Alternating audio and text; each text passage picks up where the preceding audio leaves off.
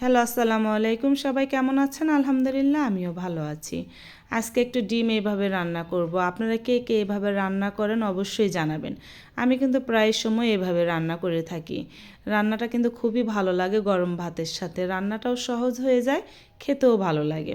আপনারা যারা খেয়েছেন তারা তো জানেন, আর যারা খাননি তারা একবার হলেও ট্রাই করবেন। এই দেখেন, আমি ডিমটা ভেঙে দিলাম। ভেঙে দিয়ে এখন কিছুক্ষণের জন্য ঢেকে দিব, যাতে এক পাশ সিদ্ধ হয়ে যায়। এই দেখেন, সিদ্ধ হয়ে গেছে, কিন্তু এখন আমি এটা উল্টে দিব। একটা আলুও দিয়েছি, কারণ শুধু ডিম তো আর খাওয়া যাবে না, এক পিস করে আলু দিলে ভালো লাগবে। এখন এই যে উল্টে দিলাম, দেওয়ার পরে এখন মশলাটা আমি আরও কিন্তু শুকাবো পানিটা। মশলাটা একদম গা মাখা হয়ে যাবে, তারপর নামাবো।